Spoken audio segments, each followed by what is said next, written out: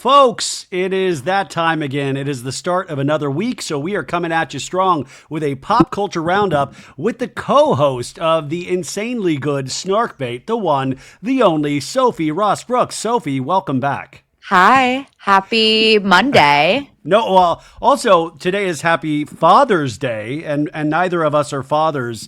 I don't believe we're fathers, but I wanted to start off, since we aren't, somebody that reached out on father's behalf is one Kris Jenner. Did you see her post today?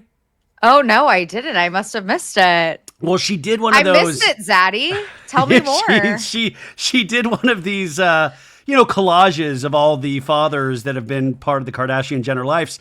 And she said, Happy Father's Day to all of the dads, stepdads, grandfathers, and father figures out there. You have shaped, supported, and loved us in so many ways, and I'm grateful to have witnessed the love that each of you has for your children. To my son, Rob, you were born to be a daddy, and I'm so proud of the father and the man you are. I love you. I wish all the dads out there a day filled with love. And I think, Sophie, we both want to wish that as well to all the daddies. But this, the collage she used, it's like a who's who. You got Travis Barker, you got Scott Disick, you got Tristan Thompson, you got Chris's man, Corey Gamble, you got Travis Scott, you got Caitlyn Jenner, you got Kanye West, and you got Robert Kardashian. What a You're who's missing. who? You know who you're missing? Who? Yeah, baby. Yeah, baby. I made Chris's collage. Woo! It's me, Caitlyn. I'm in Tel Aviv. Woo! Wait. By the way, okay, I'm sorry. I this is on topic. Yeah. I don't want to hijack the conversation. Yeah, wait. By the way, have we ever stayed on topic? Like, no, it's okay. No, you guys were used to this. Did you watch? Oh, we talked about this actually. Astroworld. I watched it.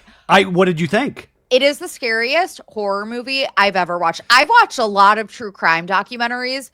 It is fucking horrifying to watch. You guys, we mentioned this last week. Netflix has this new series of documentaries called Trainwreck, and it's the same people who did Trainwreck, Woodstock 99 that came out during the pandemic, but they're doing a bunch of topics, and the first one they released was the tragedy at Astroworld, but it's really told from the audience's perspective, which makes it so scary. So you get all of these kids who have lost their friends, who like in this tragedy, and you get it from their perspective, and the thing is, they tell you in this documentary is that Live Nation knew. They knew that something bad could potentially happen. And Sophie, did you watch that Ocean Gate documentary that came out on Netflix this weekend? I watched the Discovery one and the Netflix one.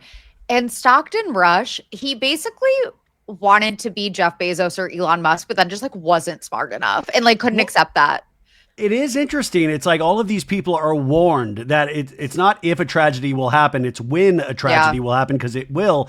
And Stockton Rush, like they had this carbon fiber hull that was going down to the depths of the Titanic, and you could hear the pops. Like this documentary, when you hear those pops, like pop, pop, pop, it's all the carbon fiber breaking apart. And I just like, that is the scariest sound ever. And he kept doing it. He kept doing it knowing that it was not a matter of if, but when that whole thing would implode. It was like a murder-suicide situation. Like he knew that at some point it was going to fail catastrophically. They kept saying fail catastrophically. Yeah, it did. It did. Yeah, and the thing is, like, most of the people that went on that Titanic cruise chose to be there, but the one that kills me is the son. Oh my God, the son it's of so the man. sad. He didn't want to go at first, and it was like his dad's dream. And he brought his Rubik's Cube. Like, oh my God, it makes me so upset to think about.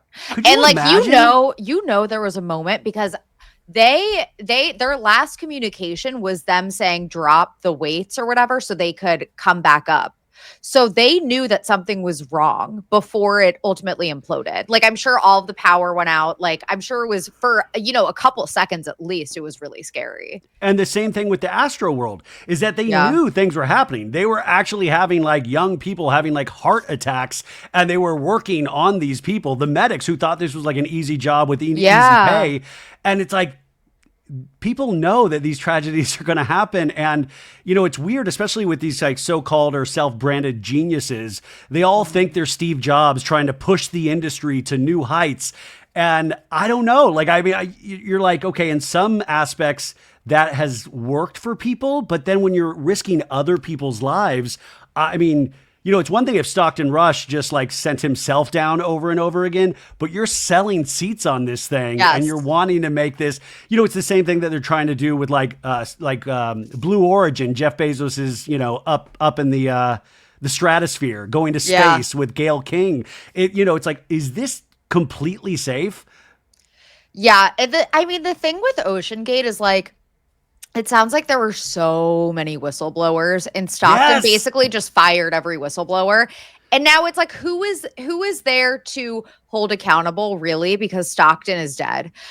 With Astroworld, it's so frustrating that, there were like out of court settlements, but ultimately no one is being held accountable. And it doesn't sound like anyone will be. And even Live Nation and Travis Scott on his most recent tour made hundreds of millions of dollars together. And he once again, that's the thing with Travis Scott. It's like, if this is all Live Nation's fault, if you had no culpability in this, then why you would think that you would be like, no, I'm not going to work with them anymore because it's their fault that that so many of my fans died. That was the thing that blew me away at the Astroworld. At the end, it says, he had the top grossing rap tour of 2024, Travis Scott. And I had no idea he was still that popular. And like I said last week, I'm kind of checked out on Travis Scott. But it's like, wow, like that's... And I don't know if he's changed his performance style or if he's still like bring the rage, like he loves to do and bring that energy. And it's really interesting when your audience is reaching out to kids primarily or to young adults and they really respect you for that. And I wonder if young adults have thought about that at all. It was like, well, when we needed him, when there was tragedy, he was nowhere to be found. Oh my God. It just sounds like actual hell. Your last moments are hearing or pop, pop, pop on the OceanGate. Like it's like those are like horrific last moments when these are like amazing things. If somebody told you could do, you'd like be, oh my God, that sounds amazing. The reality of it is, turns out scary. Yeah. But you mentioned the whistleblowers, which the OceanGate had so many whistleblowers, including this dude that got like sued into like the stratosphere by Stockton Rush. But then let's take a trip down to the valley, because are we, and this is not something I've decided, but I'm questioning, are we doing the same thing with Jax Taylor? There's so many whistleblowers. We've seen all of the behavior. Should this be stopped before it's too late? I know that's a crazy question. Wait, so who is the Stockton of the Are you saying that Jax is the Stockton? Well, not in terms of like a genius or pushing things forward, but in terms of whistleblowers. We've had so many people, I don't even think they'd call themselves whistleblowers. They're just acting scenes in reality shows. But you see all of this behavior. We all see like the insanity of Jax. And it's not just with Britney, because we've watched him since 2013 do it to so many people. So if we have all of this information, what is the answer for Jax? Like what is it going to take to change Jax's behavior or stop the madness? I think that we need to stop giving him a platform. First of all, I saw that he's going to be on Watch What Happens Live this week, which is just that was one of my stories. Infuriating. It's fucking insane. Did you see the preview for next week's episode? I did, yeah. Where he is the biggest victim in the world. He has never done anything wrong in his entire life. It's everyone else's fault. He was complaining about no one visiting him and everyone's so mean to him. He just is the most insane, narcissistic sociopath. And look, I'm no Britney fan. And I think a lot of us can agree that like Britney... I'm going to make you do a shot if you say Jax. If you say Jax, Sophie, you're going to do a shot. Night! You're going to do a shot. But like... the fact that just the financial abuse that has happened and the fact that she was like, yeah, that's fine. You can remortgage our home with the tax debt that you have. So our mortgage goes up $9,000 a month from I think it was $8K to $17K. Yeah. She should have just let him go to prison. Well, and they go way more into the financial details on the Valley After Show, you guys. And it really is like, it wasn't just financial abuse, though. We're seeing abuse. We're seeing rage texting, all of this stuff. Yeah. And you're like, the stalking. The stalking. He is complaining about nobody visiting him in the mental health facility. But dude, he seems to be able to leave that mental health facility on a daily basis multiple times. So maybe he should have been visiting people during his mental health facility stay. Yeah. Like, why does everyone have to go to you? You just like can leave whenever you want, clearly. Yeah. By the way, way, this week's Valley, they changed the signage at Jackson Studio City to Brits. And if I was Britney at that point, I'd be like, take it down. I don't want my name associated with no.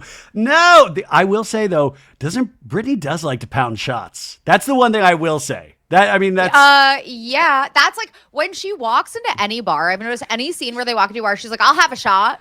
Let's get shots. It's like, I'm a 30-something-year-old woman also. That is not how I start my night. That is not even how I end my night. There's never one moment where I'm like, let's get shots. Come on, guys. Like, what?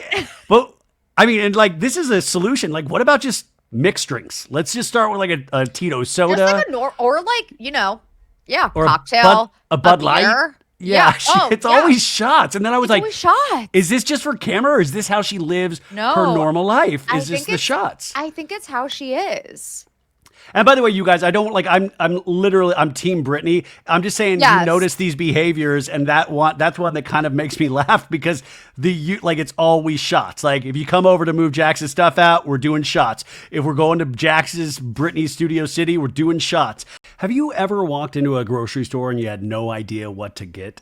I do that all the time. So I've stopped wasting time at the grocery store and I stopped staring at their gigantic wall of wines. I never knew what to pick, and that's why I love our next sponsor, Naked Wines.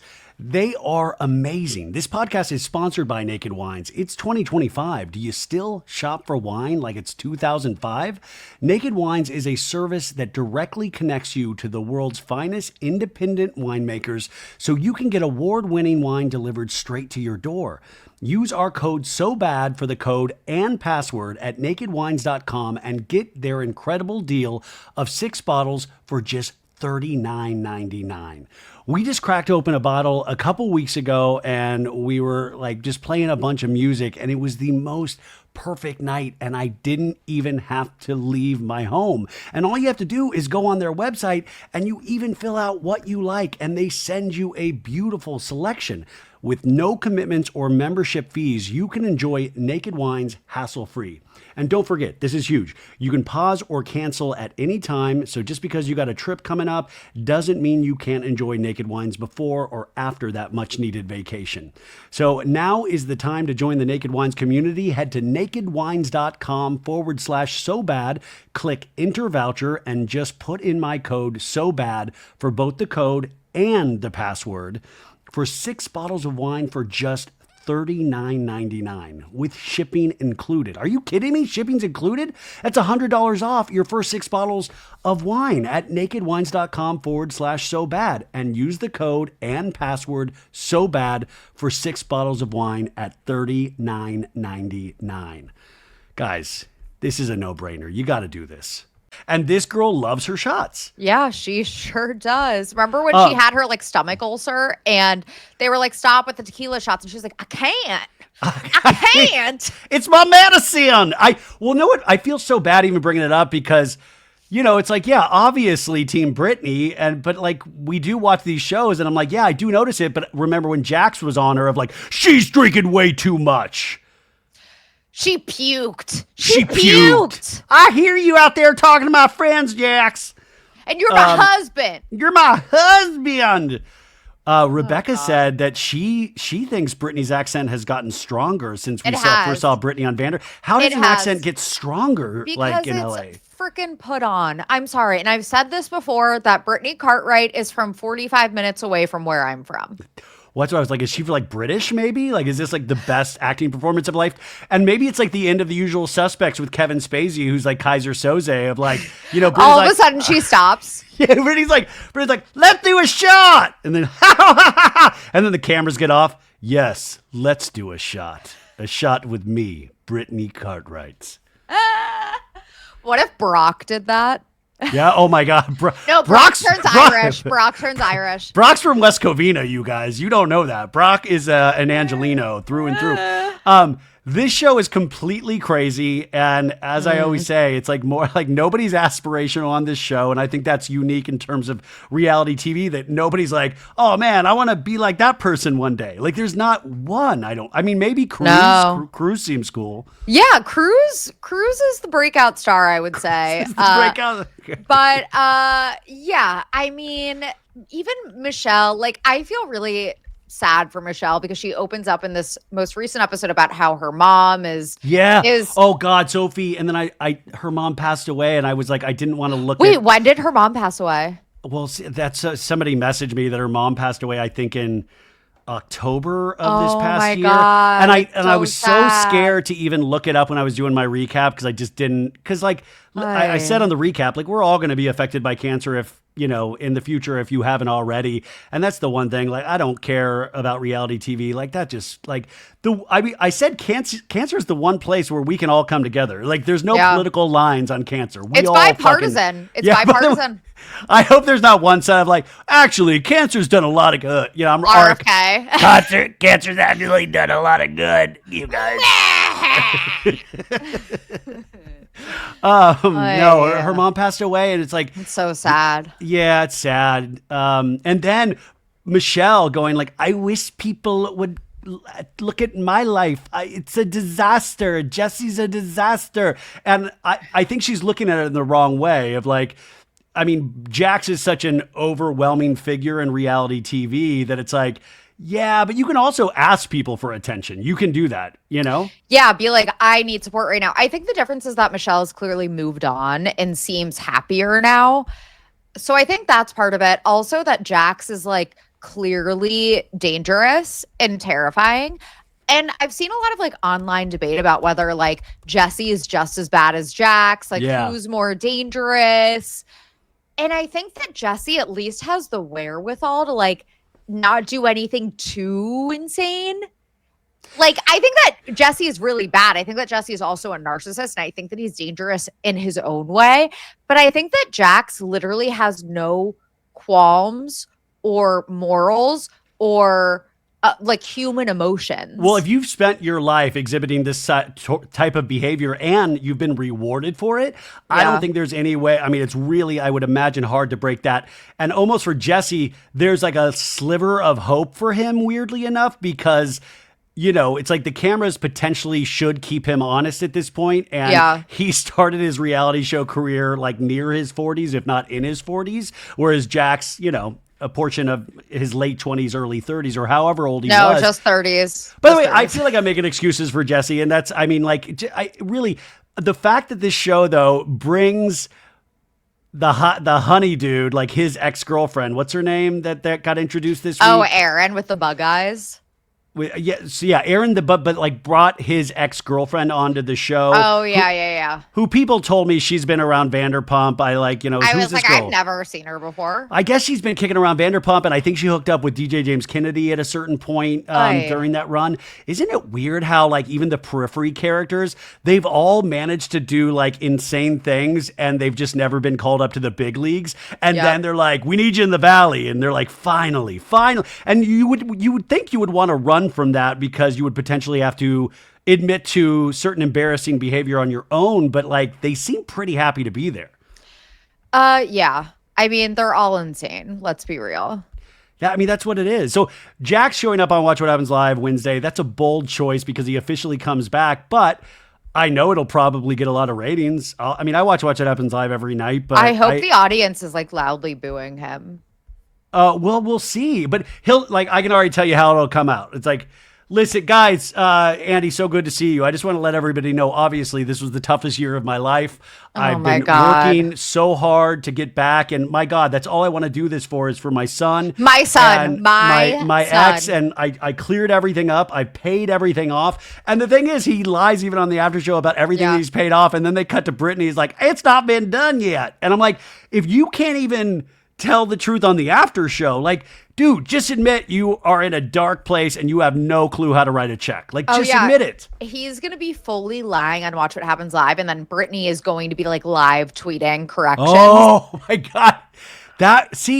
Now that would be a good Watch What Happens Live if you have, or like you put Brittany in that trailer that Sheena had to be in to stay away from Raquel Leviss. That little trailer, and Brittany's trailer. I'm doing shots in the trailer, live tweeting WWHL. Oh my God. I freaking can't with him. He's going to be so fucking annoying. Well, it's going to be very pious. He's the biggest victim in the entire world. There's never been a bigger victim. I know, but I'm like, at this point, what is, like, I guess they'll keep him on the Valley, but, you know, like, at this point, what is the whole, and then there was like this rumor going around, which I believe to be true, is that Schwartz and Sandoval will be on the Valley next season, and I'm telling you, this is a soft place to land for cast-offs of Vanderpump Rules. No, I'm fine with Sandoval, and I honestly am fine with Sandoval and Schwartz coming onto the Valley. I'm fine with it. Get Jax off my show. Get him off my show. Well, I feel like he's two more bad moves.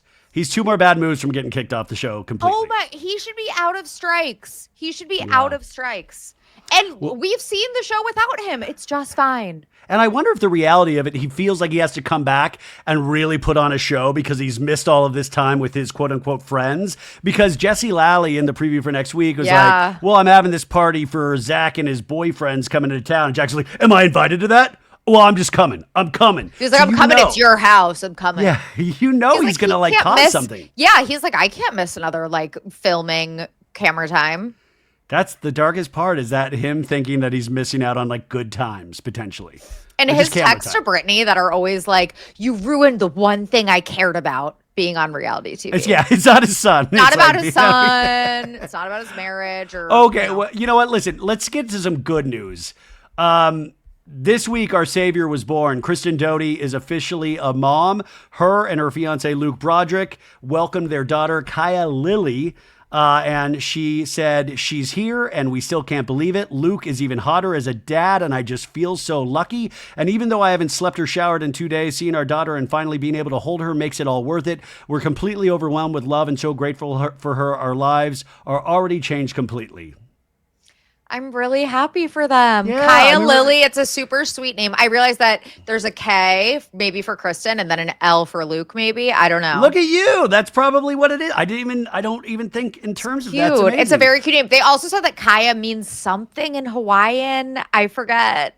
It means stay away, Jax, or whatever it means, like never watch the movie Drive. That's what it stands for in Hawaiian.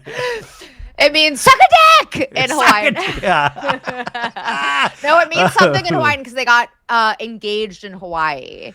Dude, if I see, that's what I like.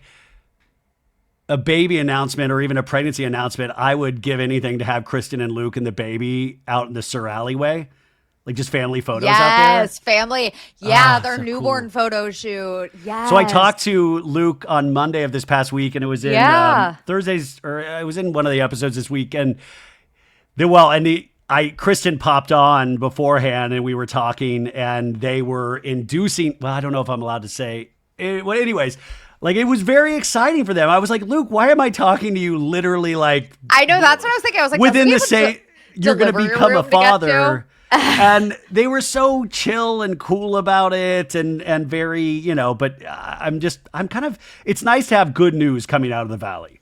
Yeah, absolutely. I'm super happy for them, especially watching their journey to becoming parents on this season of the Valley. And like, clearly, it was something they really wanted and it didn't come easy to them. So super happy for them. So I wonder if we'll get a scene next season of Jax trying to hold Kristen and Luke's baby, or, how are we going to put this into the storytelling of next season?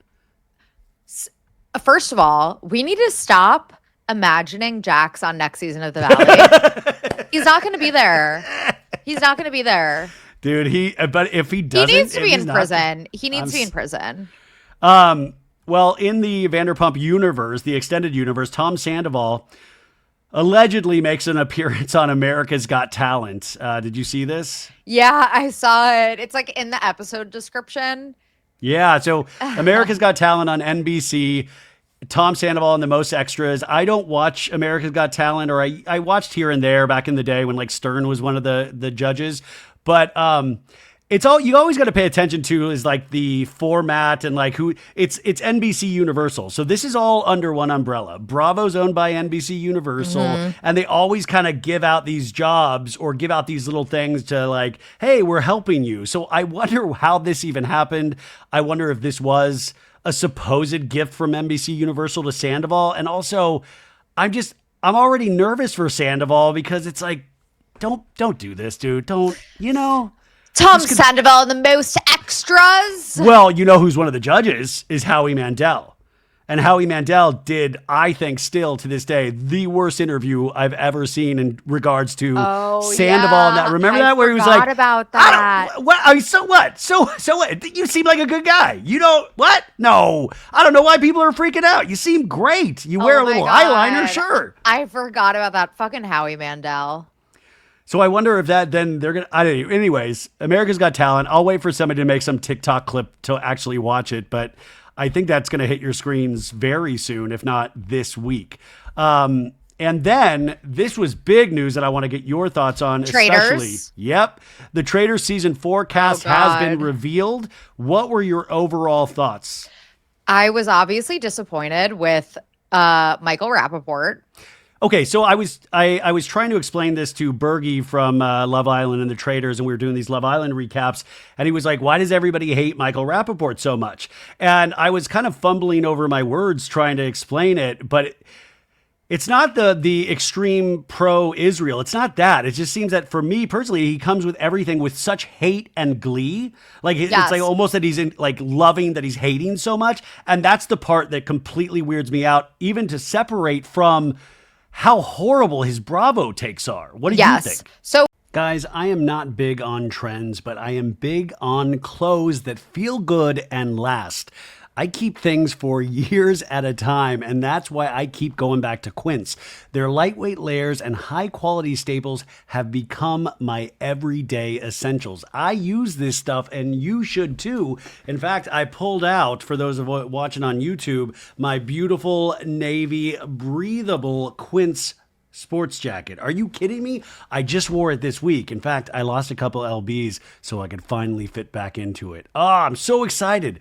Quince has all the things that you actually want to wear this summer, like organic cotton silk polos, European linen beach shorts, and comfortable pants that work for everything from backyard hangs to nice dinners. And the best part, everything with Quince is half the cost of similar brands. If you don't believe me, go directly to their website. They work directly with top artisans and cut out the middleman. Quince gives you luxury pieces without the markups. And Quince only works with factories that use safe, ethical, and responsible manufacturing practices and premium fabric and finishes. Guys, I even have socks from Quince. I love the color navy blue. I have like a navy blue button-up shirt. I've bought jewelry from Quince for my sister. Everybody gets something from Quince if you're in my life. So stick to the staples that last with elevated essentials from Quince. Go to QUINCE.com/SOBAD for free shipping on your order and 365-day returns. That's QUINCE.com/SOBAD to get free shipping and 365-day returns. Quince.com/SOBAD. He's posted like Mara Gaza, like stuff like that. Just disgusting. And then he also, remember when he was on Watch What Happens Live with Kenya Moore, and she kind of like read him to She's like, what do I want to be, a fat white man? And then, he posted something on Instagram kind of comparing her to a gorilla. Monkey, a gorilla, that's it. Yeah, it was just like, he's fucking disgusting. He's a racist. He's just disgusting, has horrible Bravo takes, like you said. He's just gross. The Bravo audience fucking hates him and has been begging Andy Cohen to leave him off Watch What Happens for years. So it's just such a disappointing choice. And then also Colton Underwood, who is a stalker. Yeah, explain more about the stalker, because I don't really watch The Bachelor. And by the way, Colton has since come out and he now has a baby with his husband. And they keep trying to give him a redemption arc. So he basically put a tracking device on his ex-fiance. This was the woman that he got engaged to, his F1 on his season of The Bachelor. Put a tracking device on her car, was like stalking her outside of her house. Oh, I've had a tracking device put on me before. It's not fun. By who? Oh, don't worry about it. Yeah, don't worry about it. But honestly, like, why does no one care about me that much to put a stocking? So, you probably have kidding, three. You probably have three on you right now, and you just don't know it. The Apple AirTags. I'm like, I always get notified about these AirTags. But yeah, he's a fucking stalker, and people keep trying to give him like a redemption arc. Like he keeps being like forced on us. Well, see, that's what I was talking about with the Sandoval thing. It's like you wonder, like when I see this cast list, I'm like, overall, I think it's pretty decent. And with Traitors, even if I don't know the people or don't like them, they usually find some way to make it entertaining, or I walk away from this season going, oh, I really like that person. Like I'm very blind when it comes to Big Brother, but you think about the relationships all of these people have. You're like, they have some good ins at this level of Peacock, like the NBC Universal. Same thing with Dorinda Medley. I love Dorinda. Do I think she deserves another shot on Traitors? I don't know. Like, I feel like we could have given that to another housewife, like a new housewife. Yeah. And Dorinda especially, do you notice how she has like NBC Universal loves Dorinda Medley. I don't know why. I don't know why, because she's incredibly toxic. But I'm really excited for Candace. I think that she is going to have Phaedra level reads. Candace Dillard Bassett's with us. Actually, like, and I know I hated Rinna on Beverly Hills, but like, I think that Rinna will be fun on the Traitors. I admit you know what? I said I'm the biggest Rinna hater out there. I'm the biggest Rinna hater out there. And I am fully in on Rinna, the Traitors. My only thought, and this could actually work as entertainment as well, I just hope she doesn't feel like she needs to go so hard immediately like she did on the last season of Beverly Hills. I hope she relaxes into it, but I don't think she will. I think she's going to try to make some big moments right out of the gate. And I hope she's learned from Dorinda from last season of the Traitors that when you make a big noise that early in the game, you potentially are the first one to go. And Dorinda also might work against Rinna because she doesn't want to be the first one to go 2 years in a row. Yeah, that's a fair point. So before the cast list was originally like announced, there were rumors, like people were like, oh my God, there's someone that you guys are going to fucking hate on this cast. It's not a housewife. It's not a reality star. It turns out it was Michael Rappaport. Yeah. Did you see this? There were rumors that it was Casey Anthony. I put that, I made an image. I think, well, by the way, that's the perfect rumor because you'd be like, oh, no fucking way. But then you're like, oh, but it's 2025. So maybe they would put like, Michael somebody that didn't get convicted of murdering their daughter. Almost just as bad. Almost. Well, but also I feel like with those, it's like when they had Anna Delvey on Dancing with the Stars. And I always say, once the Menendez brothers get out, watch out. They're going on Dancing with the Stars. You just never know. House of Villains. Well, that's the thing. They're really kind of slowly desensitizing us. So when they do something crazy like that, the backlash won't be as strong. Like I was kind of hoping for Gypsy Rose on Traitors this season. Gypsy Rose actually would have been, I feel like people would have been excited about that. One person, I would have been excited. The other one I wanted your thoughts on Mama is we Kelsey. have Donna Kelsey, Travis Kelsey, and what's the other Kelsey brother? Jason Kelsey? Jason, yeah. Yeah. So annoying. So their mom, Donna Kelsey, is there. What do you think of this casting? I think it's funny to imagine Travis and Taylor watching the Traitors, first of all. But second of all, I think, did you ever watch Traitors UK? I did. The most recent season with, what was her name? Linda, I think, was the traitor. She was the elderly woman traitor who no one suspected because she was just this sweet old lady. I want them to make Donna Kelsey a traitor. I think that'll be so fun. It would be great. Donna Kelsey up in that turret going, let's extinguish the bitch tonight. She goes. Yeah. It'd be great if I don't even know if she smokes, but if she has like a cigarette up there like Dorit and she's like, this is how we're going to play it, folks. I'm a competitor and we're going to win. I would love that. So I'm excited for it despite the two very obviously poor casting decisions. The Donna Kelsey one I keep thinking about though, because obviously there's been, the brothers are already famous and then the Taylor thing made them like worldwide, famous in a sense. And with the mom, there seems to be like the mom does want to be in high profile projects or something. And that part is the only thing that kind of weirds me out about it is that like, obviously I'm like, she's got an agent. She's like wanting to do these things. And then I'm curious, but I'm like, I probably will love her on this show. And I'm curious who the first one to ask her about Taylor Swift will be. Oh my God. But I feel like they won't be allowed to. It was kind of like Sam Brittany's ex-husband was Oh, not. Sam Asghari. Yeah. Because Yeah, he even it's said, not like he spilled anything about being married to Britney Spears. So like I'm sure that there are, levels and levels of NDAs and stuff. Obviously, she would never like spill anything personal. So I don't know. But I'm also really excited about Kristen Kish, who's the host of Top Chef. yeah, you love it. And Top Chef just had its season finale this past Thursday, right? It was such a good season, you guys. I highly recommend. It was just like such a strong, amazing, emotional season. And the winner was someone who deserved it so hard. I had called him out, actually. Spoiler alert. Spoiler alert, if you haven't watched it yet, it was Tristan. And I'd called it out weeks ago, I think on the show. I was like, He is running away with it. He won every elimination challenge. So it's just a very deserving winner. And he actually lost his dad in the middle of the competition and stayed in the competition. So it was very emotional. And yeah, I'm excited for Kristen. I think that Kristen is so amazing. That's what I'm saying. When you get cast on this show, it's like big leagues now because you see like it's like a really high profile show all of a sudden. And you have Rob Cesternino, who's from Survivor, and he also does Rob Has a Podcast. Have you ever listened to that clip of his exit interview he did with Mike White back in the day? Because he interviews exit, like he does like people getting like exited from Survivor. No. And Mike was like, why are you always such a dick, dude? You're always like, oh, Mike White, I hear your shows. You're always asking what people think of me. It was the funniest thing ever. But Rob Cesternino is going to be there. You have Maura Higgins, who's from Love Island, but also hosted Love Island USA After Sun. People were speculating why she wasn't hosting After Sun. Here we are. This is why.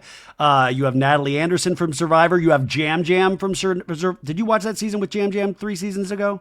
Of what? Survivor. Jam Jam. Oh, no. But I've heard of her. Okay. That's a guy. Him. Jam Jam. Oh, I thought you were talking about Natalie Anderson. No, Natalie Anderson and Jam Jam. Oh, I haven't heard of Jam Jam. I've heard of Natalie Anderson. Sorry. And then the big, in our pilot Pete Efron role, we have Stephen Colletti. Oh, yeah. I'm so excited about Stephen. I saw that they billed him as like from One Tree Hill. I was like, what do you mean? He's from Laguna Beach. I know, but they have to make, I know, but like we all know from Laguna Beach. Yeah. So Stephen Colletti, that's kind of exciting. Caroline Stanberry from Real Housewives of Dubai and Ladies of London, which is funny because her husband Sergio, they're like joined at the hip. So I don't know what Sergio is going to be doing this next couple weeks. And Bergie says this takes like a month to film on our Love Island episode. He said, yeah, a month to film. And even they'll send you right back, but you can't post anything or work or like be spotted out in public. So they're paying you for the whole month. Wait, so they already filmed it, right? Not Traitors. They just started last week. Oh my God. I was thinking if they hadn't already filmed it, or hadn't already started filming it, that they could recast Michael Rappaport. Well, but see, that's the thing. Like all of us hating this, they want us to hate somebody passionately. That's at least what I think. It's like Jax Taylor. They want us hating. Those are hate views, and those seem to move the needle. And that's that thing of like when we hate somebody, it's like it's like this, it's like, yeah, you want to make your voice heard, but they seem to enjoy that. It like gives them clicks and all of this stuff, and it makes moments that are uncomfortable. And that seems to be the name of the game in reality TV and kind of the world right now, you know? Oh my God, sick fucks. Yeah. But yeah. So we'll see. So this is a really good cast. I'm excited to see this. You fill it out with Ron Funches, the comedian, Tara Lipinski, the Olympic skater. You have RuPaul Drag Race, Monet Exchange, and Love Island USA's Rob Roush. Rob, you didn't watch last season, but he was the guy in the overalls. Yeah. It's funny that Rob C has to be Rob C again. He always is on every season of TV that he is on with someone. Like, there's always another Rob. Oh, poor Rob Cesternino. No, it's going to be great because the Big Brother people, they have two. And those are the people that are usually not known by it's like the Housewives always have a target because everybody knows their faces more than somebody like Rob Cesternino, even though he has a successful podcast and Survivor.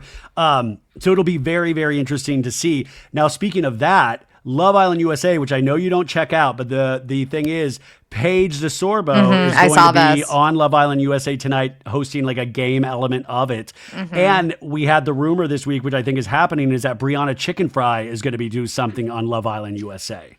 Oh God. Yeah. Chicken Fry. Well, people were thinking she was actually going to be a contestant. And I was like, there's no fucking way that Brianna Chicken Fry would put herself as a contestant on Love Island USA.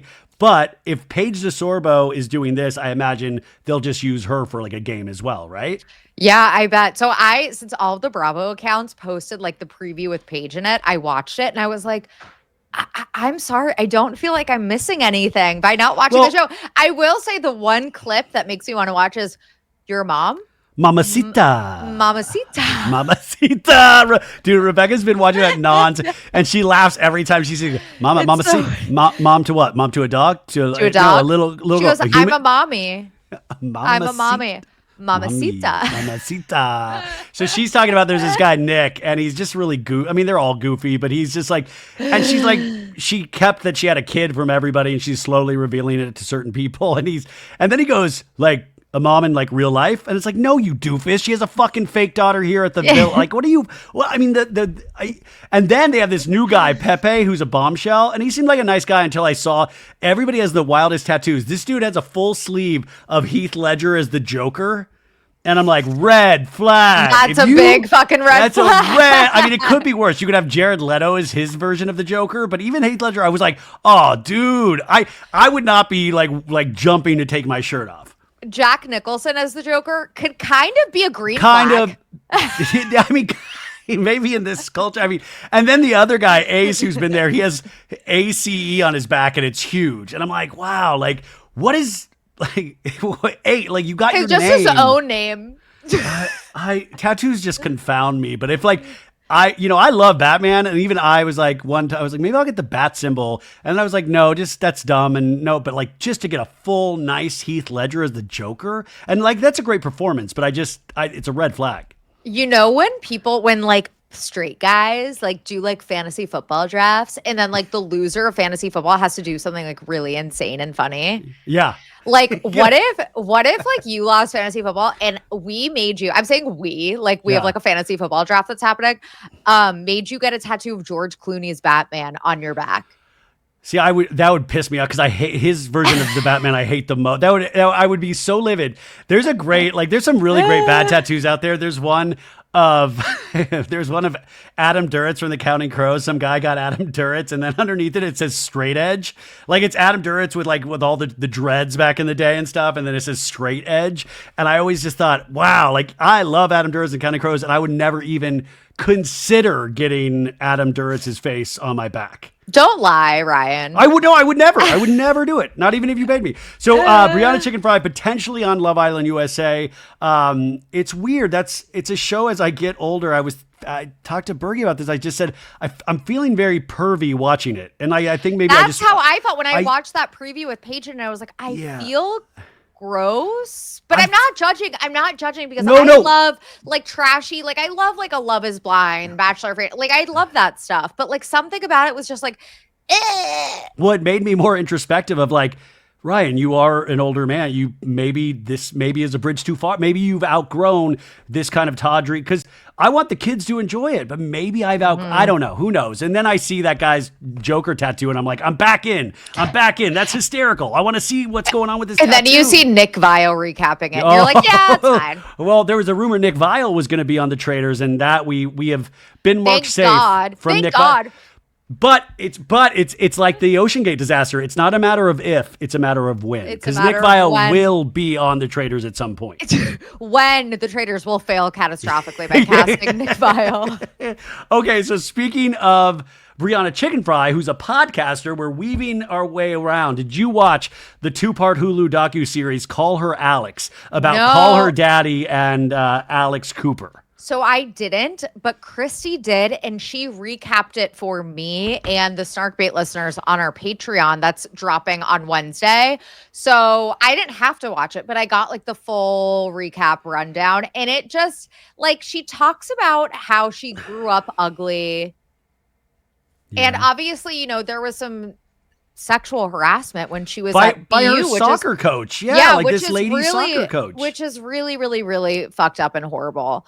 But yeah, she grew up ugly. So I love docuseries. So I was like, okay, I watched both parts.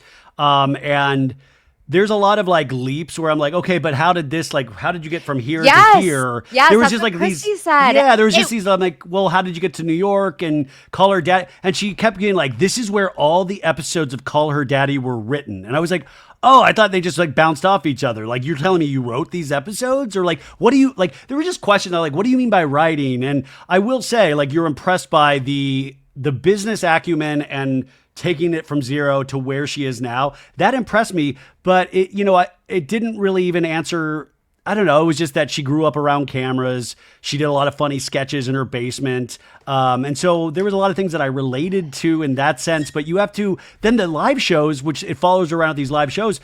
I mean, I'm impressed by like, there's so many fans and I don't know. It was interesting, but I couldn't tell how I felt, and I was trying to divorce myself of any like professional jealousy because I was like, man, like that's, I don't know. It was just a weird viewing experience, but it wasn't bad. So yeah, I'm glad I didn't have to watch it. But yeah, so she grew. It actually does sound kind of interesting the way that she clearly has become so obsessed with male attention and like catering to the male gaze. Is because she grew up kind of like this quote unquote ugly duckling. Yeah. But she also grew up in this really waspy, wealthy, gorgeous Connecticut family. So And her it's also like, parents- so that was yeah. like and the a very only loving family. Her parents loving pop up family. many Yes. times, and I thought they were like, it was like, oh, this is a really nice family that really supported their daughter in anything that she would do. And I think a lot of people don't have that, but it was great to obviously to see that family element. The other thing was though, and this is like shout out to Snarkbait, but it was very interesting. They really glossed over the Sophia Franklin of it all in terms of Call Her Daddy, which was the initial co-host. And she had a few things of like, well, we started working together and we actually kind of really didn't like each other. We didn't really get along with each other. And just reflecting back on those times when, Alex kept going and wanted to stay at Barstool with Dave Portnoy and then was able to own Call Her Daddy and Sophia. She has Sophia with an F, I believe. And I mean, that's a very interesting thing, which I wish they had explored way more because I would have loved to know more details and heard Sophia's side of it. But obviously, this is not that. And the second episode was very packaged in a certain way where it was like, I'm conquering the world. And in many ways, she is. But I thought the first part was more interesting in terms of just, oh, yeah, she was a little bit of an ugly duckling and she didn't get invited to things. So the fact that they didn't invite Sophia to speak on the documentary shows that it was like a puff piece. It wasn't supposed to be like a real, like, digging deep kind of documentary.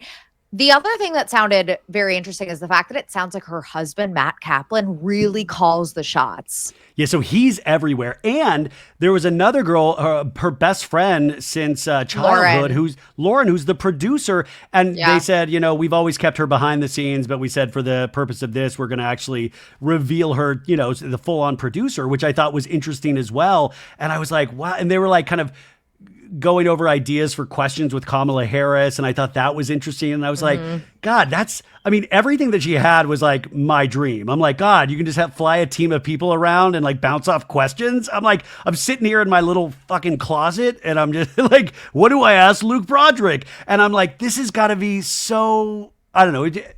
I was jealous of that part, but Matt Kaplan, her husband, seems like he goes out there and he's like the winer and diner and making these business deals. And she is, I don't know. It's really, really interesting. I'm curious to see where she goes from here because she's hosting a reality competition series on Hulu, actually. Oh, she is? I didn't even know that. I think it's coming up in a couple weeks, actually. So Stassi has an interesting relationship now with Hulu as well. And so she's one that Hulu is trying to like kind of take, I'm not curious. Yeah, wait, what even is Stassi's show? Like, I haven't seen any more details or anything about it since they first like announced it late last year. Like, what even is it? So I think it's a lot about her life and it's about her working. Like, 'cause I think Taylor Strecker's a part of it. Like the characters that you saw on Vanderpump Villa, which by the way is getting a season 3, the Taylor Strecker, her husband, they'll all be characters on this show, but I don't know exactly fully what it is. Oh God, I'm sorry. We did an episode on Stassi on Snarkbait a couple weeks ago, and I know that she has grown and changed, and I love that she was at the No Kings protest in LA this weekend. She posted. She just has done and said a lot of things that I have not been able to get past. So I won't be watching, but you kids enjoy. I'll probably watch because I watch I everything, know. I I know you guess. will. That's No, I okay. mean it's no, but it was cool to see her at the No Kings thing. So Alex Cooper, Call Her Alex, 2-part docuseries. It was okay. Sorry to all of our Bonnaroo listeners out there. They canceled Bonnaroo, the music festival every year. They Why? canceled on Friday because of torrential downpour. There was lightning coming in and they canceled it. So they had Thursday, day one, and then Friday they canceled it about halfway through the day for the rest of the Oh, weekend. that's And so I sad. was watching all these TikToks of these people just getting like in their tents, just pelted with rain. And I remember going to the Made in America Music Festival in Philadelphia, and there was like a torrential downpour like on the Sunday of it, and they made us all leave the park. And then we just like waited at a bar for 2 hours and then came back in. But it was like, it's like shitty when you're like, when you've traveled somewhere for a music festival Yeah. and spent a lot of money. And they said that some people were speculating that it was because, and I think this might be through Live Nation, was that they had to do it because of insurance and they would still, like the organizers would still be guaranteed all of this money if they canceled it then. And if they like rolled the dice, because by Friday night it had cleared up and it was Mhm. okay, but they wouldn't have been guaranteed their money and to be able to make out still okay. I Yeah. mean, yeah, I feel like shitty weather is sometimes part of the experience. But I don't know, because Bonnaroo, people are like camping out and Oh, stuff. it's dirty. Yeah, I mean it's like Yeah. yeah, and it's But like it's like the it's amount of times I humid. went to Gov Ball, and Gov Ball always had the worst weather every time I went. It was always like torrential and disgusting. Like it's just part of it. Yeah, no, I mean it puts some hair on your chest. That's what we were basically saying. So it's Man fine. up. Man up, you guys. Can we talk really quickly? I don't know if you saw this picture. What the fuck was Brad Pitt wearing to the F1 premiere? Did you see this? Oh, I didn't see this, but I'm gonna look it up now. He's in New York and he wore something very troubling this weekend. I believe it was for the F1 premiere. It was like an oversized, very weird looking coat. It didn't seem like it necessarily fit him. And it's the first time where I thought with Brad Pitt, like, oh my God, we're all getting older. If that makes sense. I was like, oh God, we're getting older. He was with his girlfriend at Ines. Wait, are you talking about like the crushed velvet? Yeah. Yeah. The crushed Yeah. He's looking a little. Yeah. I mean, Yeah. he still looks good. Yeah, he's still, but like, come on, it's over. Like, it's not Yeah. fitting well. The velvet thing, didn't that go out in the early aughts? Like, I remember trying to do crushed velvet for something, and I mean, it's obviously I'm just working with what I have, and that's Brad Pitt. Like, that's the first time I was like, oh man, who's dressing this guy all of a sudden? Wait, so like, what even is this movie? It's about F1, dude. It's Formula So like, car racing. I gathered that, but like, what, like, It feels like it's like, did you ever see the movie like Days of Thunder or Top Gun? It's like the same thing. It's like he's going to be like the old pro that doesn't do things by the books. They'll probably have him with like the young upstart that's like really good at his job. He's like, Yeah. we're going to have to learn to work together if we're going to get you to win Yeah. F1. yeah, That's what I'm guessing. He's gonna be like, the rules are there ain't no rules. Yeah. We're racing for pinks. Yeah, fake slipped. Yeah. Well, it's going to be they're going to reenact Grease pretty much. Like, a go Grease lightning, you're burning up the quarter mile. F1, go F1. And I bet there's some, I don't know what the rest of the cast, I know Javier Bardem, but there's probably some somewhat age appropriate, but not in real world age appropriate, that will be Brad Pitt's love interest. It'll be like, you don't do things by the book. I don't like you, but we're going to eventually hook up by the end of the movie. That's what I'm guessing. It'll be like Sadie Sink. Yeah, yeah. When I say age appropriate, it's like really gross and like normal. 19 years Yeah. old. But it's like but it'll be a soulful 19. It's like you've lived a Yeah, lot of life yeah. in these 19 years. So, okay, you're not watching Real Housewives of Miami, are you? No, I saw that. Big mistake. I know. Huge. So I saw it's really good this season. Like I've heard really good things. I also saw that the ratings, but also at the same Tank. time, it's like the ratings were not good, but at the same time, it's like how accurate are those? Because so many people are just watching on Peacock now. Well, that's the thing. Like they made this announcement with Summer House. This past season of Summer House was the biggest season Summer House has ever had once you factor in Peacock. Yeah. So I don't know. It's like that's what I'm choosing to believe. And then when we get like they don't really release full on streaming numbers, so I don't know. But Real Housewives of Miami day and date got very low ratings, and that's a shame because it's a damn good first episode. But there's one scene. So this Jody guy who's now with Lisa Hochstein, who used to be with Lenny, the plastic surgeon. He's like another like millionaire, billionaire guy. And they were having a birthday party. And there's this one scene where it's like, he's always a little awkward on camera because I don't think he wants to be there, but he just seems where a little he awkward. talks about, let's go get some AC. Let's go get some AC, which is like air conditioning. So him and his buddies go back to this room where it's like the primo AC. But if you watch enough reality television, you're like, is AC like adult cocaine? What does AC stand Adult. I saw people saying maybe it's like adult candy. for? Adult. That's a great one too. And we also know Marcus Jordan was brought up a lot in the first episode, and Marcus Jordan, was found with adult candy on him, and we have paparazzi shots of him doing adult candy on a yacht. Yeah. So Lisa Hochstein immediately hit out at the bloggers, which is like Instagrammers, but we call them bloggers, and said, this is not true. It actually is a very hot filming location. They did have to go get AC. And then Jody finally said, I live in Miami and I'm a grown man. If I were doing that, who cares? It's probably a safe assumption for 50% of Miami. It just happens that I'm a fitness fanatic that barely even drinks. The reality is simpler. I don't like being on camera, but I'm dating a reality star. I love her, and that's my life. I find it awkward and weird, but I'm making the best of it. Most of my friends don't like to be on camera either, but they show, and I love them for that. You will also notice that they are barely in the background after they enter. Most immediately go in with all of our friends to my other living room that's in my master suite and stay there. It's not some little bathroom. It's a whole other birthday. And none of us want to hang around in the 95-degree living room with wide open doors when there's a whole other birthday in my master suite with working AC. Production already said the scene wasn't meant to imply that, and that it was added just to explain why I wasn't in the room during the argument. Spoiler, I'm barely ever in any group scenes because this isn't my thing. I'm there to support Lisa, not get pulled into chaos. I'm not a cast member and I have a daughter, so I think the drama should be centered around those that want to be there.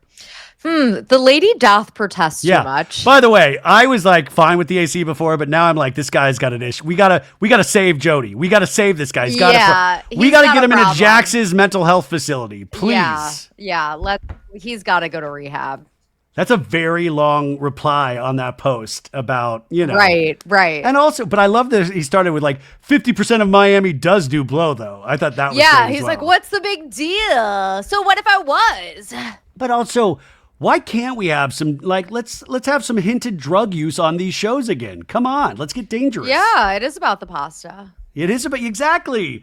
Okay, as we start winding down here. Oh, this is back to the Valley, but I just wanted your take. So last week, we had the Preparation H Sheena anal scene, right? Yeah. And then like Sheena the next day came out with this Preparation H collaboration. Mm-hmm. And I was like, in my head, I was like, did Sheena knew she said that and she reached out to Preparation H? How does that happen? And then on this week's episode, Sheena's in it briefly at Kristen Doute's party. And when the camera's on her, she starts talking about a salmon sperm facial she had. What's up, dude? And then, sorry, that was Sophie's husband. And then after that, I noticed this week, Sheena and Janet have a billboard on Sunset Boulevard for the salmon sperm facial. She's just using the Valley as like a vessel for her ads. It's so weird. Okay, that would be what I would think initially too. But then this is what I want to know. Like anybody from production that's listening, please reach out. Is it that, or are they looking for new ways for people to invest in the show? So they're already doing product integration and then they're giving it to Sheena as like a subsidy on her paycheck. Like we can't meet your Vanderpump Rules paycheck, but what we can do, we've lined you up these brand opportunities. So we just need you to admit you had anal on camera and that you had a salmon sperm facial and you will collect that money. What do you like? To me, that's another way to go about this. That's actually really smart. Like, what if they started going like the Top Chef route and they're like, this BMW CX class. Exactly. Exactly. Like, let's go get in the BMW. And then they're like, this party is brought to you by Finish Ultra Clean. I think that maybe this is in conjunction with the show and they're working some magic, because my thing is, if Sheena did it once with the anal and then they saw Preparation H, I would be like, why didn't they just edit that salmon sperm out? If they're like, oh, that's Sheena just trying to make money, let's just stop her. Let's cut her off at her game. But I think they're working in conjunction with production to help Sheena out. Like It's very, it's like integrated product placement, exactly. which makes everything feel less real. But Oh, I oh mean, my God. if that's If next week Jax is like 10 minutes out of his mental health facility, he's like, let's go to the gun store. And like, they're like advertising a gun store. he's like, I really want some Talenti. I'm going to go try out this Smith & Wesson with this new Talenti yogurt or Talenti ice cream. I'm working on my summer bod. Talenti, layers of flavor. Oh shit, back to Brad Pitt really quick. They did a double date. Brad and his boo went on a double date with Bradley Cooper and the Hadid girl. Gigi Hadid. Gigi Hadid. And did you see, like, so we saw them going on this double date, but then inside the restaurant they went into, fucking Jessel Tank from Real Housewives of New York was there and snapped a photo of them inside, the four of them eating. It was like, look at, I was like, fucking Jessel, man. That cracks me up. I love that about her. Love that about her. Love it. Yeah. Love it, love it, love it. That would like be me. No, it's amazing. Oh, also, Summer House. Bailey went missing from the season, but then she showed up today and said she got engaged. Did you see that? She's engaged. So she definitely had a boyfriend last summer. So that's confirmed. Congratulations to Bailey. Yeah. Andy Cohen, in a street interview this week, talked about Summer House and Paige leaving and said, listen, I've seen the casting. We got some really great casting for next season, which actually was like the first time he confirmed that Summer House is fully going ahead, full steam. So I'm curious to find out more casting. Have you guys heard anything? I think that pretty much everyone is returning, other than Paige, obviously, is what I've heard. And obviously, other than, Lexi and Emerald and Gabby and the ones that we've heard are out. But otherwise, the OGs, the core group is going to be back, is what I've heard. We'll see. I mean, also, Paige DeSorbo, Love Island USA is produced by NBC Universal. She's in the family still. This is exactly what I mean. Like, they're going to keep Paige in that family. Like, taking her to Fiji. Like, I'm curious what's on Paige's agenda. Which, by the way, what did you get any of Daphne, the drop of Daphne clothing products? No? I mean, have you seen the TikToks of everyone ripping it apart? Weirdly enough, I'm not on Daphne TikTok. Paige DeSorbo, because you guys, Daphne is her clothing line, right? Yeah, or what her is it? newly dropped clothing line, and yeah, I think a lot of people are disappointed with the designs, and then also the price point. They're very expensive, and then also just kind of ugly. And also, she's getting backlash for them not being size inclusive. It comes in size XS to XL, which is just not like all of the plus size gigglers are on TikTok being like, you didn't think about us and we wanted to support you. So it really is not, I mean, it quote unquote sold out, quote unquote, heavy on the quotes. You think this was a fake sold out drop? Like I know it was. And I talked about Really? we discussed it on Starkbait. Okay. Tomorrow. Go So over just listen to Starkbait Dark Energy Tuesday. But yes, I know for a fact that it didn't actually sell out. What about Amanda? Because Amanda's boob tops, the swimsuit boob things went on sale the same day. Yeah, they did. Did those sell out? I haven't heard that those sold out. But that also is kind of a disappointing size range. I think in this day and age, the average American woman is a size 14 and an XL is a size 12. So I don't know sizes. What's size 14? Is that big? Is that small? What is size 14? that's like an XXL. Okay. And a lot of clothing ranges now, like think about even like Skims and like Good American, like they go up to like 4X. So that's plus size. That's what being a size inclusive brand is. You go up to 1X, 2X, 3X, 4X. So is this a learning curve or was this just a hard decision that they don't want to... I don't know. I wasn't in the room when they made those decisions. I wasn't there. Good. Okay. Wow. I think thou doth protest too much. I think you were in the room. I just updated my LinkedIn CEO of Daphne. Okay, a couple more things. This motherfucker, Ben Stiller. I hate you. So I was supposed to do this news story last week. Listen, I love Severance, but it's really tough being a Severance fan in the off season. I imagine it's like you with the Bengals. Is this MFer Ben Stiller helped get this, like directed most of the episodes? I mean, not all the episodes of that season, but he's the executive producer, one of the co-creators, even though it's mainly this guy, Dan Erickson, but Ben is a huge part of this. This guy won't stop accepting gigs. So now he's doing an HBO show that he's acting in about a band. He's doing Meet the Fockers 4. And then hell yeah. And then last week, he signed on to direct the new Twilight Zone movie. Oh, wait. You know that I love Twilight Zone. Yeah, I know, Sophie, but you already have elements of the Twilight Zone in Severance. It's like, motherfucker. I don't want to think of this as like his career was kind of dying, and then he used this as like a stepping stone. And it's like, stay where your project is. Hey, you watch your mouth. You don't deserve another season of Severance if you say that his career was dying. Well, no, Ben Stiller. Wait. No, now he's hot again. Now he's the hot. He's as hot as he was. He was never not hot. Yes, he was. He was like more into directing. Like Escape from Dannemora was the your fantastic. Opinion! Oh shit! I saw the new episode of Real Housewives of Orange County that comes out in a couple weeks. Oh God! All I will say is that it kind of is a continuation of last season. They don't add any new characters. Yeah. I mean, Gretchen comes in, but they do in the first episode. I will say that I think I can say this. If remember when Tamara talked about the that she was on the spectrum. Yeah. She got diagnosis on the spectrum. They do talk about that in the first episode, which, oh God, because she was not, that was an offhanded comment her therapist said, and it does get brought up in the first episode. My God. So yeah. Anyways, Ben Stiller, I need him back at Severance. I need him to be figuring this out because last time we waited 3 years in between seasons, and it feels like we're going to wait another 3 if this dude's, or even worse, he just gives it to somebody else and says, I don't want to do Severance anymore. You know what, though? As soon as you mentioned Twilight Zone movie, that's my new priority. I'm sorry, it is. I want him to do Twilight Zone movie first.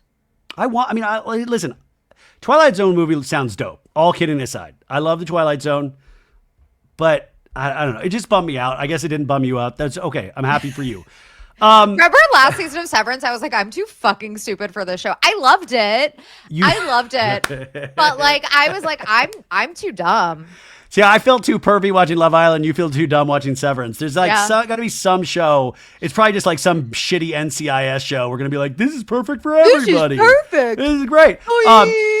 We're at the end here, but I just wanted to say how insane it is that Kanye showed up to Diddy's trial this week. Oh my God. I saw that. Did you see that they did not name, they were protecting the names, but there was a lady that talked about a famous rapper superstar and his very beautiful wife brought to Vegas, and people are like, oh, that's Kanye and Bianca. And the story literally is that a group of very successful rich people, including Kanye, Bianca, Diddy, and had these people fuck in front of them, and they just watched like it was a cocktail party. That sounds about right. That's the least surprising thing I've ever heard. Yeah. No, it's the least surprising, but just imagine that. Us normies, we might invite people over to watch the Severance finale, and we're sitting there with some wine and cheese. And now Kanye and that whole gang, it's we do the same, but it's people are hardcore fucking in front of you. They're like, oh yeah, actual conversations are taking place while this was happening. Nobody was acting like this is bizarre or out of the norm. But I don't know. Is that me slut shaming? Is that me? But I think it's okay to be that's a little weird. Yeah, I think it's a little weird. We feel pervy watching Love Island. Yeah. And they're watching people literally have sex in front of them in real life. Oh my God. You just oh, never mind. I'm not going to say that. Anyways, yeah. So that was insane. Little tidbit. This is, did you see that, they're doing a Joan Rivers movie and Natasha Lyonne is going to be playing Joan Rivers. Oh, I don't know how I feel about that casting. Well, do you think she'll be like, hey, it's me, Natasha Lyonne. This is how I talk with everything. Is that how Joan Rivers talks? Oh my God. I don't know how I feel about that, but I feel very, very, very emotionally attached to Joan Rivers. I always have. I think so many people do. I think and that's so great. Many people do, especially just millennials. We grew up. There has never been another one. No one has ever filled that role. That's why Fashion Police was never successful ever again. I miss her. But I mean, like, it does kind of excite me to think of like, Natasha Lyonne or whatever, but like filming a Joan Rivers movie, like they better have red carpet scenes. Like I would love them to reenact some of Joan Rivers' best moments on the red carpet, or even like a fashion police like part of a movie. Like that sounds insane. I would love that. But it's probably going to be like Joan Rivers at a certain age before she popped in the like. Well, she had already popped. She but like had in the a 80s, really she had a really interesting life and career trajectory. So I think that I mean it's long overdue having a biopic. I used to say biopic, but it's biopic. I think I was the one that turned you on to how to say that. Yeah. The correct way. It still doesn't sound right. I feel like it's biopic. I know. It is a weird word. It does. Like myopic, like Patrick on Vanderpump Rules. Remember Patrick? Yeah. You're myopic. Oh my God. Everybody, what was I watching the other? Oh, maybe it was Love Island USA. They were using wrong words all over the place. And this girl like is from like Arizona and she's like, I'm very smart. And I thought she was like being like jokey, but she actually meant she was very smart. And I was like, that has been undetermined so far with your performance on Love Island USA. Okay. So guys, Snarkbait, Dark Energy Tuesday. I saw that you did an episode on Joe Burrow on our Patreon, and we got into his love life. Was it just you moaning for an hour? It was just like, ooh, Joe. Yeah, exactly. I was like, no, I'm just kidding. By the way, that's what's gonna break. This is like an Alex Cooper situation. This is what's gonna break you and Christy up because she'll be like, you were so weird on that Joe Burrow episode. No, you guys, like I'm not gonna spoil it.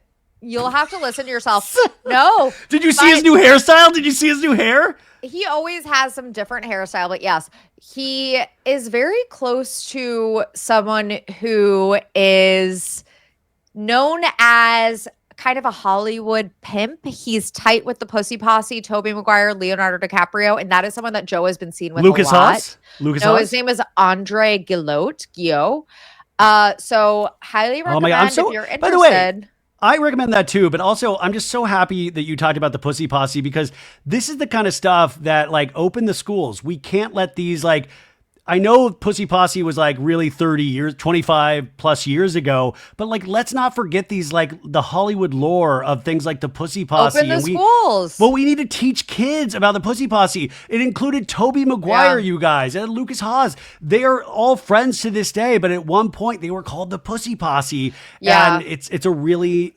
amazing story. We have like the same kind of mental illness where like there's so many things that we should be filling our brain with instead.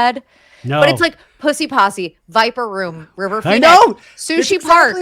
And that was the thing. It was that like, there's been many times like I actually had any pull in this industry, or if eventually I will, I'd make a Pussy Posse docuseries, or maybe that would be just like kind of like, not Twilight Zone, but like just like the fringe, like pop culture stories where you could extract, because so many things were built out of the Pussy Posse, and it's just like the Viper Room. So many stories were built out of the Viper Room, and I feel like a younger generation just doesn't have any clue. This was before cell phones, you guys. It was when people could be really, I mean, people are still insane, but like a different kind of insane. Yep, they just don't get it. So guys, Dark Energy Tuesday, Thursday, Patreon for Snarkbait, all of the things. And I'm bummed this is over. This went way too quick. Tell your husband Happy Father's Day because of the dog. She's not pregnant. Don't worry. And anything else, Soph? No, that's it. Happy Father's Day, everyone. Thanks for listening. Bye. Bye.